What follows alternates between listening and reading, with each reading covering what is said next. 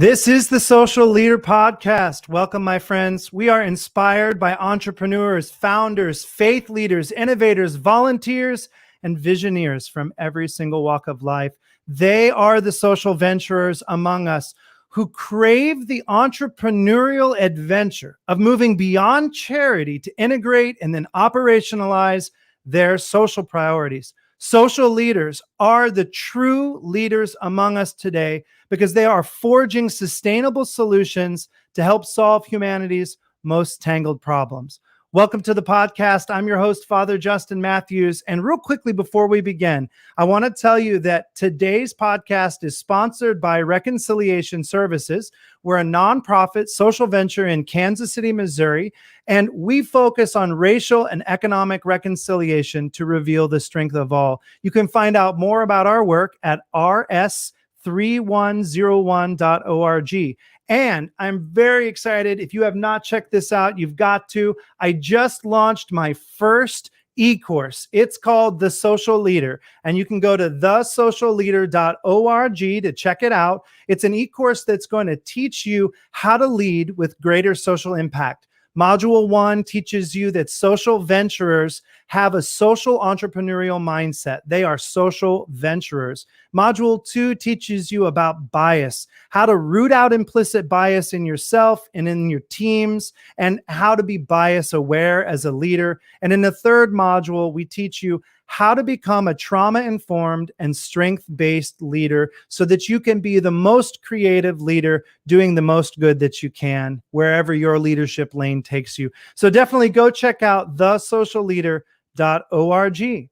Well, I'm very excited today to welcome to the show a very good friend here in Kansas City, Nathaniel Bozarth. Welcome to the Social Leader Podcast, Nathaniel. Thanks so much, Father Justin. Glad to be here. Yeah, I am excited to do this podcast. First of all, it's the first time I've ever had an two-time Emmy Award-winning filmmaker on the podcast. So we're honored to have you, and I cannot wait for people to hear about the resources that you and others are creating and have been creating, because what you're doing is really important. But more than just being Emmy Award-winning, you're a storyteller, you're a public historian. You've really dedicated yourself to specializing in anti-racist work, particularly, and correct me if I'm wrong, but centering around the history of residential segregation, starting here in Kansas City, but now, moving out beyond that. You've created documentaries, particularly one called Your Fellow Americans, another one, RE Dream. You've done 2 TED Talks. Gosh, you've hit a lot of things on my bucket list. I'm starting to get jealous just doing your introduction. So I'm really glad to have you on the podcast. I know people are going to learn from your leadership journey. Tell us a little bit about your story. How did you become a 2-time Emmy Award-winning filmmaker, and how did you start doing the anti-racist work that you're doing now? Yeah, awesome. So I grew up in Olathe, Kansas, just a few miles southwest of Kansas City. And I attribute a lot of who I am today to my middle school and high school experience there, where I feel truly blessed that as a white male living in the suburbs, I had the lucky experience of being in income and racially diverse schools. So from an early moment in my life, I was exposed to diversity in a way that a lot of suburban white people are unfortunately not aware of. Now, at that time, I had no idea why that happened. I had no idea why the suburbs looked the way they did. So fast forward until college, that I sort of started to, really, there was this aha moment where I went to K-State. I'm very proud of that. My good friend Mike Wesch, anthropology professor, in his classroom talked about the truce divide. Right. And there was just this light bulb of like, holy cow, the truce divide. I've heard about that. I've unfortunately heard white people all my life telling me that as a white person, if you found yourself east of truce, that you must be lost. And I had never had a second thought about it. Then in this classroom at K-State, suddenly learned, it happened purposefully. Like, it wasn't just the fact that, Black people all wanted to live together. and that's why our city is segregated. Yeah, it was So when I engineered to learned be there that was way. intentional racist policy that led to it, I had to do something about it. I had to get engaged in telling the truth about history. So really, and also I know I'm long-winded here. Um, the So really, from that moment onward, I feel like I have been re-educating myself and relearning, and I just want to take other people on that journey with me. Yeah, and you've done a really great job of sharing your journey. I know in the beginning, this might be a little bit outdated now, but I know you did a podcast called Wide Ruled on the past and present equality within the education space, the Mm-hmm. so-called achievement gap, which is really just, Yeah. kind of a euphemism for systemic and latent disinvestment and racism within our Right. education system and in our neighborhoods. But then you went on and you started doing these documentaries, but you were actually a data science major. I mean, I think if I pull your actual title up, you have a master's in BIA. First of all, I got to tell everybody, what is that? A master's in Business intelligence and analytics. Okay. So how do you go from being, somebody who gets a master's in business intelligence analytics to becoming a storyteller and a filmmaker who is dedicating his work to anti-racist work? You got to make that connection for me a little more strongly. Right. Yeah. So it's actually the other way around. I did documentary storytelling. I did a podcast. We did Dividing Lines, and then I found myself working in marketing because I needed to make a little cheddar, and I happened to be at Rockhurst University and had the great opportunity to get some education there. So it's actually like the data science is just an extension of wanting to fulfill my curiosity and to make an impact. I knew that I'd had this experience weaving sort of qualitative stories about people's lives and experiences, have a real interest in history, but then getting that data science master's adds another tool to my tool belt of trying to understand data and marshal it as a way to hopefully change minds, open hearts, create impact. Do you consider yourself a leader in some way in this space? I mean, certainly you're an artist, certainly you're a data scientist, but in what way do you consider yourself a leader, Nathaniel? Yeah, it's you inviting me, I'll just be real honest, you inviting me to be on this podcast has helped me to see myself in that light and to consider whether or not I do consider myself a leader. Hmm. I think there's so many other people that I look up to. I know that I'm very vocal, but I don't know that I always see myself as a leader. Well, and I think that's okay. A lot of us actually have a leadership role and have influence in people's lives, but we don't necessarily set out to be a leader in Mhm. a particular space. And particularly, I mean, if I think we're honest, as white men, it's very treacherous to ever try to put yourself forward as a leader in the Mm. DEI space because we don't have the lived experience that our brothers and sisters in the rest of the world have who are in the Black and brown community. And we're not going to have that experience, but you have done a lot of work and you've done a lot of filmmaking and you've been around a lot of leaders and you've heard a lot of stories. So break it down from that angle. I mean, what have you learned that from the leaders that you've interviewed and from the work that you've done that's enhanced your understanding of the world and the situations that we find ourselves in today? Yeah, I mean, so much. I think like probably the biggest thing that I've learned and have continued to learn is how messed up my understanding of history was from the start. My understanding of not just history, but reality. That my understanding of the American arc was one of continuous improvement and nobility. And when I first started to read books that came from a different perspective about the arc of American history, it felt like a conspiracy. It felt like, oh man, I'm reading this book, like this can't really be true. Like past presidents couldn't have been that bad, or that white politician couldn't have been that racist. And then I'm reading more and more accounts and hearing first person experiences of like really awful and enduring racist ideas and policy. So completely unlearning everything that I grew up with. That's what I've learned. Yeah, that's Well, I that's think a lot of people don't come to that realization. First of all, some people never come to that realization. They never actually look at the history. They receive the Pilgrim story as it's told, shoe buckles and all, when we're little bitty kids.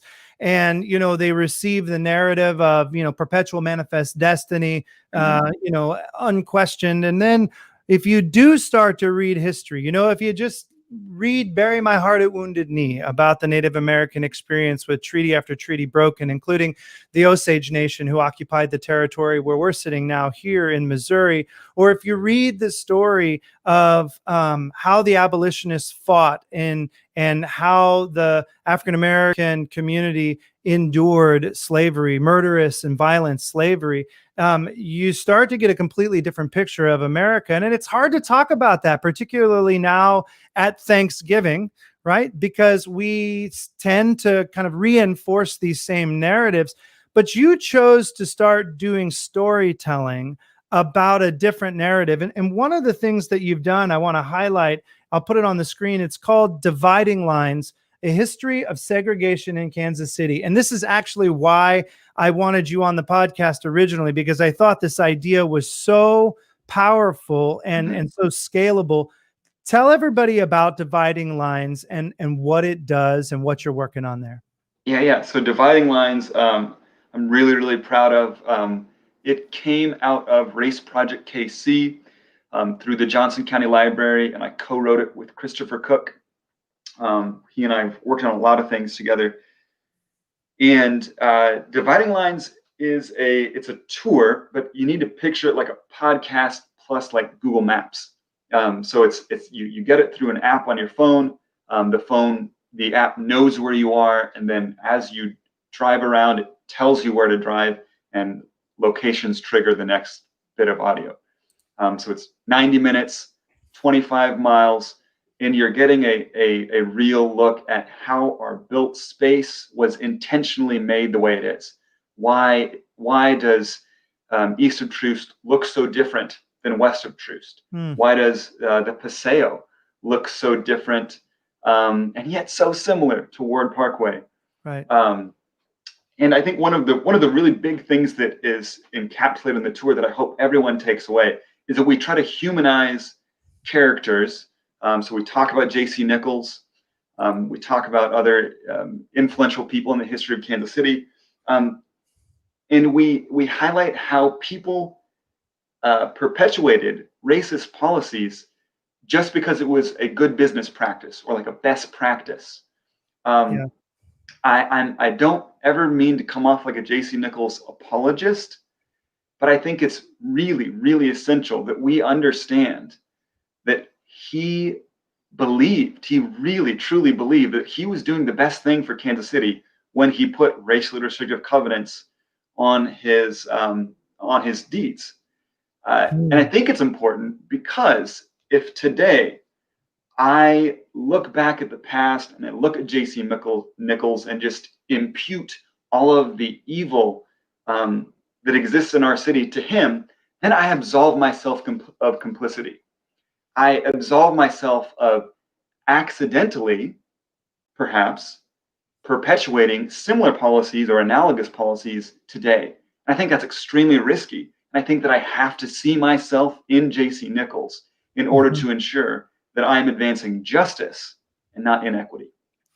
So talk to folks a little bit about this area that you're so knowledgeable about. I'm going to put it on the screen again, Dividing Lines, A History of Segregation in Kansas City. First of all, I love the use of tech. I love the intermixing of policy, place, and history, and the way that this particular project unpacks that. I know that you're working on a virtual version of that now too. Talk to us about that and when that might be coming out, because I should soon be able to just take it from my home, right? That's right. Yeah. So it's still several months out. I'm really excited. We're going to have a whole purpose-built website for it.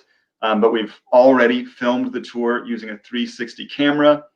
I'm really excited that we have updated storytelling in it as well, reflective of some of the recent changes that have happened in Kansas City, and adding some additional nuance. What are some of the things that you can see on that tour? I mean, I would imagine that you're going to take us to Troost Avenue, and you're going to talk about redlining and Brown v. Board and segregation through schools and busing. But what are some of the other things that people might not know of that are out there that you'll see when you take the tour? Yeah, I mean, so I think I recall when we were still doing sort of research for the tour, I got to sit on a bus with a group of high schoolers. I think there were high schoolers from two different Kansas City schools, but I know one of them was Paseo Academy of the Arts, and basically did a bus, the kind of real life version of the tour. And something that this student from Paseo noted was the sidewalks. He was like, so we start out kind of Prairie Village, Mission Hills area, and he's realizing, man, where I live, for me to walk to school, the sidewalks aren't upkept the same way. The sidewalks are going to be broken, or it's going to be missing a tile here or there. And I think that's the real benefit of doing a tour in real life. So you can drive it, or again, even in this at-home version, you'll be able to see this, like these tiny details that have real meaningful differences for people's lives. Are there particular places that surprised you that you didn't know about? Like, did you uncover where something used to be, or where something happened that you didn't know about that's included in the tour itself? I mean, I think, actually, a big one would be 71 Highway. So we got to talk with Mamie Hughes for the tour. Her voice is in there. You may, if you've driven on 71 ever, you'll know there's a Mamie Hughes overpass. I forget what street it is, but talking with her about the history of Bruce R. Watkins Drive, that used to be homes. Like that used to be thousands of people's homes who lived there. And I grew up, like I said, in Olathe. So I would come into Kansas City, drive on 71, and it never occurred to me. Of course, people lived here. People were pushed out of their homes. Mamie was the ombudsman, so she was working to get people the enough money for their property, substantial money to be able to move, to get what the money they deserved before they had to be pushed out. Yeah, because the city eminent domained like 4 blocks from 95th Street all the way to downtown in order to build what's now 71 Highway. Yeah, that's right. And it's a practice that was done all over the country, quite specifically as slum clearance. Like it was an intentional racist practice. And I say racist, like when I say racist, I really mean that word. It was a racially informed decision. Well, because it could have been put in many other places, but the place that was considered probably the easiest to get it through from my study of that was basically the Black community, and that's right, and maybe the least expensive to get it through in people's minds. Yeah. Okay, so Brookside Boulevard was an original proposed site, by the way. That's right. I knew that. That's right. So if people want to go on this tour, they can go to nathanielbozarth.com. By the way, you can go to nathanielbozarth.com. You can check out all sorts of different things that Nathaniel's put together. You can check out Your Fellow Americans. You can read a vlog or watch a vlog that he does. You can also look at all of the different projects, including if you click on projects in the upper left on his website, you can click on this app-based audio tour of the history of segregation in Kansas City, and it's called Dividing Lines. And I strongly recommend that you go check that out. Now, let's say that somebody does that. One of the leaders that's listening to the podcast goes, okay, I'm in the Kansas City area. I want to go and take this tour. What should we do differently? How do we act differently? Once we begin to unpack and connect the racial segregation and housing, and then the wealth gap that we see today, which you hinted at when you talked about sidewalks and blight and disinvestment and where people will go to school. What do we do differently? How do we act differently now as leaders? What should change? Yeah, I think of course, there's several things. I think one I also mentioned before is that the disparate investment that we see in our city is predicated on an old idea of just following the best practices, or following business as usual is another way to put it. If we want to advance justice and equity, we cannot use business as usual mindsets. We can't use race neutral policies. We have to be intentional about creating justice and equity, and rooting out policies that perpetuate injustice and inequity. So that's the first thing. Take a good hard look at, like, what policies do you oversee or in your organization that are creating disparate impact, that are making things inaccessible. And I really want to underscore that it's not about policies that have direct reference to race, because of this history that's before us. If we do nothing, the trajectory continues.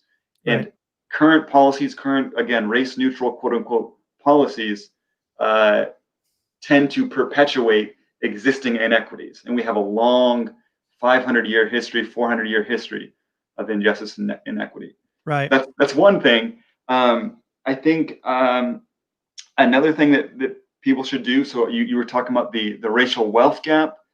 Find ways in both your personal and professional life to intentionally invest in businesses owned by people of color. That's a real, tangible, and quite frankly, quite easy thing that anyone can do to make an impact on the disparate investment that we see across our city. Yeah, and with the holidays coming up, I mean, one of the things that I'm intending to do with the holidays is to try to buy one gift from a minority-owned business, from a Black or brown business here in the region, to give a gift to those that I'm, going to give a gift to anyway. Because number one, we need to be helping small business right now. I mean, with the pandemic, small businesses have been obliterated. And in particular, small businesses in communities of color are being impacted even more extremely, just because of the disparate allocation of resources. Now, I want to go back and access to capital, intergenerational wealth. Absolutely. Through housing. Yeah. So I want to jump back to something that you said and build on it, though. So you talked about we can't do business as usual. And if I jump a little earlier than that, you talked about how business as usual made good sense to J.C. Nichols. So when he was propagating racist, racially restrictive covenants as a housing policy to build the suburbs, and then, by the way, propagating that out through the National Realty Board nationally like a virus, like it was going everywhere. When that was taking place, it made good business sense to do it. He was making money. And in a sense, you could talk about these two words, interest convergence. We had a convergence of the business interest with the policy. But we can take that same concept, though, and flip it on its head and have interest convergence working for us now to promote equity and have all ships rise together. I know that's something that you've thought and written about and talked about. What would interest convergence look like now? Yeah. I think now when we're talking, when our country's in the throes of a deep economic, I don't know what term we're using, trough. It's not a good look economically across the country for individuals. There's huge wealth consolidation happening among those that have lots of money right now, big corporations. And there ought to be interest convergence around those in the more impoverished areas and middle class folks. If policy, man, I lost my thought there. Well, I think you're headed down the road that if we align our policy with where we want to get to in the end. Are you saying that the interest convergence needs to be more long-term? We need to take a more long-term view economically or from a policy standpoint, or where are you driving? Yeah, I got where I was going. I don't know how I got lost there. If we Sorry. invest, if we invest in the Black community, it is good for the whole community. If we invest in our poor citizens in Kansas City of any race, it's going to benefit the whole economic region. Mm-hmm. If so, I mean, it's a really simple economic principle, really. If people who have less disposable income, if they suddenly have more disposable income, they're more likely to spend that on real goods. Whereas someone who's already very wealthy, if they get a boost in income, they're more likely to put it into a mutual fund or make one or two big purchases maybe. But there's actually a greater economic impact lower on the income scale, lower on the wealth scale. So in that way, if we invest in our most disenfranchised, disinvested communities, it Mm-hmm. creates greater economic well-being for the whole region. Don't you think though that most people just kind of want to get along, that we just kind of want harmony? We don't really want economic equality or justice or having all ships rise together. That sounds like a good idea. I'm not sure that my one purchase this Christmas is going to make a difference, but I really wish we could all get along. Like, don't you think a lot of people are sort of pitting harmony and justice against one another? I know you did a vlog recently about a book that you're reading, From Here to Equality. Talk about that and about the difference between harmony and justice as relates to this conversation. Yeah, totally. I do definitely see that. That there is a sort of longing for harmony, and I mean, actually, you just mentioned a minute ago with that long term, short term dichotomy there. If we really want harmony, we need to want it long term, not just the quick fix harmony. And I was reading this book, From Here to Equality, really thinking about the end of the Civil War. After the Civil War, President Lincoln then assassinated Andrew Johnson, and Ulysses S. Grant took very conciliatory approaches to how to deal with the post-Confederate South. Instead of taking the view of the radical Republicans at that time, who said that we needed to make sure that blacks were enfranchised, that the now freed slaves had land and the resources to live out their lives. Instead of that, they actually, those presidents tended to side with white solidarity. They said, "Hey, let's just make this politically expedient. Like all the white people can get together and feel okay, and that's fine, at the expense of the freed slaves." So In the they South. wanted harmony. They wanted everybody to kind of just kumbaya and get along. And we're at the end of a. If I can be, can I be political? Can I get political? I'm being pretty political. You go ahead. Okay, so I mean, we're at the end of a 4-year presidency where the talking points were incredibly racist, and xenophobic. That has enlivened a base. I mean, really, like as a white person, I'll claim this. Like, I have racist thoughts in me. I have grown up in a racist society, as we all have.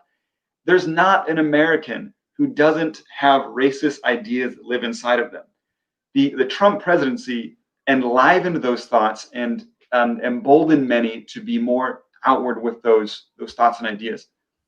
Let's talk about your journey. Let's talk about your journey, though, because you just said something that I want to focus on. Because, and I didn't mean to interrupt you, but I don't want to pass over this. You talked about that everyone has these implicit biases, I'll call them. Everybody has these racist thoughts, but that there's a journey that you've been on, but we don't get it right, all the time. We don't jump from earth to heaven. One time I had a seminary professor tell me, look, if you try to jump from earth to heaven, you're going to fall and break your neck. You got to take little bitty steps. Talk to me about your journey, about learning, because as much as we could talk about politics, I really want to keep this focused on us and what we can do. There are a lot of podcasts about politics, and it's a worthy conversation. So I didn't mean to cut you off, but what you just said is really important. What's your journey been like, and have you made some mistakes along the way? I mean, you're still relatively young. Emmy Award winning filmmaker, but you've been on this journey and learning some things. What have you learned? Yeah, absolutely. So I think, it's really important to take the position that it's going to take me the rest of my life to undo the racist ideas, the bias that live inside of me. I really hold on to that as a matter of truth and a matter of in a way hope. Like, I hope that I will learn today, and I hope that I will learn even more tomorrow. My journey of storytelling is a journey of curious relearning. Even recently, so I mean, some concrete examples. I got to speak to a group of people a couple weeks ago, and here I am, like I feel that I have this like expert knowledge built up, that I have some really great experiences, and I can speak very confidently about the history of our city. Yet I find myself talking to a group of people, and I tend to, as a white person, want to talk to white people and sort of get my people together. However, when I'm talking to a group of people that is not all white, when I use the term "we," who do I mean? So recently, that was something that really I've been learning and trying to think and grow and improve on, is that if I say "we," how can I be very specific and really only use "we" if I mean all people that might be listening, not just we, meaning white people. If I mean we white people, I think there are many times where that is appropriate, but I should be very specific. Well, our thoughts determine our lives, and the language that derive from our thoughts is really powerful in shaping the reality that we find around us. Here's another example I'd love for you to share. We talked about this concept of resourceful desperation before we came on, and we were talking about the resourcefulness of individuals, but also this overwhelming barrier that leaves people desperate and unable to move forward. You had a conversation recently with someone here in Kansas City that challenged you on that phrase. Tell us quickly that story and where you're headed now. How did you change your language? Yeah, so this is cool because it does bring in multiple things that we're talking about. So I mentioned with taking dividing lines to an online experience, we're adding some additional context, some additional writing. And one of the things that I added with this term resourceful desperation to try to subtly nod at when we think of oh gosh, I'm going to now pull up a note here so that when we talk about expanded economic opportunities in the urban core where people are being informal economy participants. Right. So sometimes that could look like it could look like finding additional ways to find income that are not in the mainstream economy. And so I was thinking, oh yeah, resourceful desperation. That's a cool way to characterize that. Hakima Payne is a really awesome community organizer, health equity advocate here in Kansas City, and she does a question of the day on her Facebook. And she had raised a question about what are some terms that you use that maybe actually further white supremacist ideas or racist ideas. And I took it as an opportunity to ask her, hey, Hakima, I just used this term in this product that I'm working on, resourceful desperation. What do you think of it? And she thought that it was too deficit centric, and she suggested some alternatives. So I think the one there that strikes me as most appropriate for my use, informal economy participant.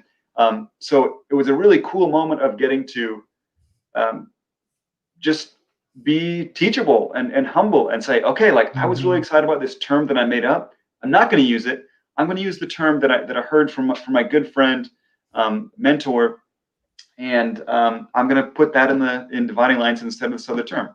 I'm going to What I learn. like about that story and the story you shared before that from a leadership lens is that leaders have to practice the virtue of humility. And oftentimes when you get thrown into leadership or you're the one writing the script for the documentary, we forget about how much power we have and how our words and what we say and how we say it really shape the reality of how people engage with the topic that we're presenting, how deeply that topic can penetrate the heart and mind of the one hearing. And also we can do harm inadvertently and purposefully, whether if we're not careful with how we speak, because our thoughts determine our lives and our words determine our reality. And I love in that story that as a young leader with a big megaphone, through all of the art that you're doing, the data science that you're doing, the work with the DeBruce Foundation, you've got a big megaphone, but you are a young leader in Kansas City, as knowledgeable as you are, but you've already gotten to the place where you've taken on this idea of cultural humility rather than cultural competency.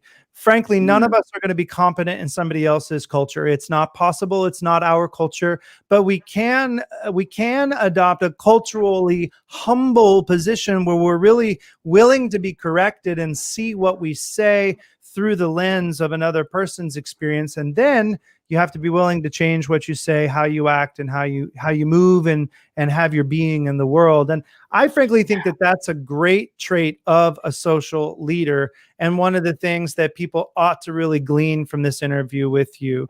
I want to end our podcast with this question. I ask every leader this, and this is a chance for you to really talk personally.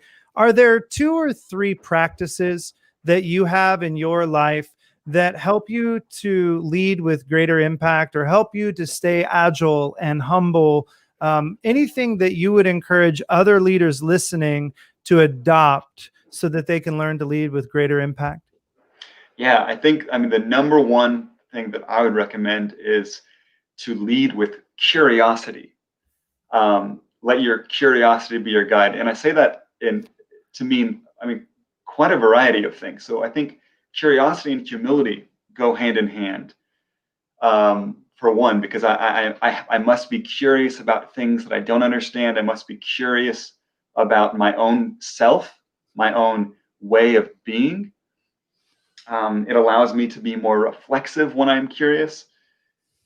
And it also allows me to ask really good questions of those that I'm working with or I'm leading. I can go. I love curiosity. I have like a whole list of like things that curiosity does. Recently I was leading some meetings at the DeBruce Foundation, and to be honest, it didn't go great.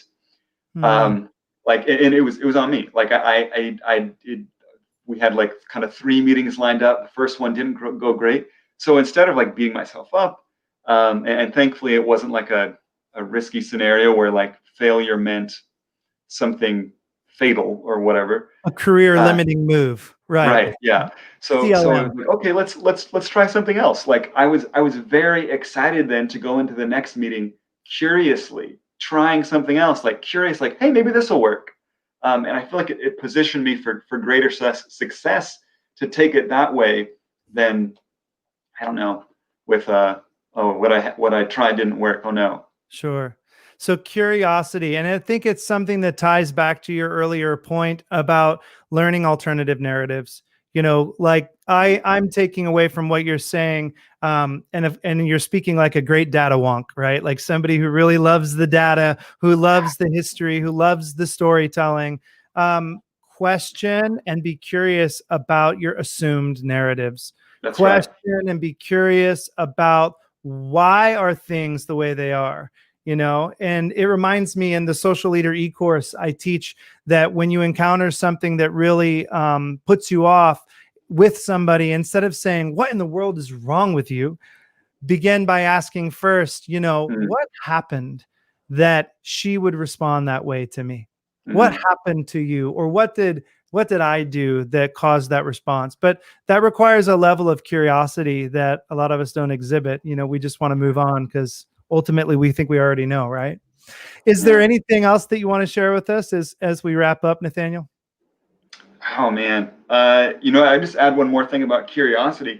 The other thing as a producer of things, is that if I produce things that I'm curious about, it's going to be better for everyone involved. Like my stories are better to consume if I'm actually curious about what I'm telling the story about. If I create something that isn't interesting to me, that doesn't arouse my curiosity, it's not going to arouse other people's curiosity either. Yeah, I appreciate that. And bringing that curiosity to leadership. The best leaders I know ask way more questions than they give direction. And so I really resonate with what you're saying. And again, I just want to thank you for sharing your time with us. Thank you and the folks that you work with for creating Dividing Lines, a history of segregation in Kansas City. Thank you for being willing to share vulnerably as a white man about your journey towards diversity, equity, and inclusion in your own life and trying to embrace an anti-racist lens in your own work. We need more and more people to do that. We need to not be afraid of failing, because we will fail in the midst of doing that. But I appreciate the leadership that you're showing by working on your own heart and by putting out such great Emmy Award winning art. And thank you for the work that you're doing here in Kansas City. I hope you have many, many more years of curiosity and great creativity to follow. I'll watch closely with where you're headed. Thank you so much. Yeah, thanks so much for having me. Absolutely. Well, hang tight with me as we wrap up. And friends, I want to thank you for joining me again on the Social Leader Podcast, episode number 33. And if you enjoyed this podcast, I have two huge favors to ask of you. Number one, I've got to get this podcast out to so many more people. And I need you to hit that like button, hit the YouTube bell button so you know that when I go live. And if you're watching us on Facebook or Twitter Periscope, wherever you're finding us, share it, like it, share it out on groups, and help us spread this idea of social leadership and the operationalizing of our diversity, equity, and inclusion and other social priorities. And second of all, if you like what you heard today and you want to learn to lead with greater social impact, then I invite you to go to thesocialleader.org. Check out our brand new e-course called The Social Leader Essentials, where you can learn all about how to lead with greater social impact from your leadership lane and wherever you are in life. Well, once again, thank you for joining me on the Social Leader Podcast. And until next time, my friends, together, let's learn to lead with greater social impact. See you next time.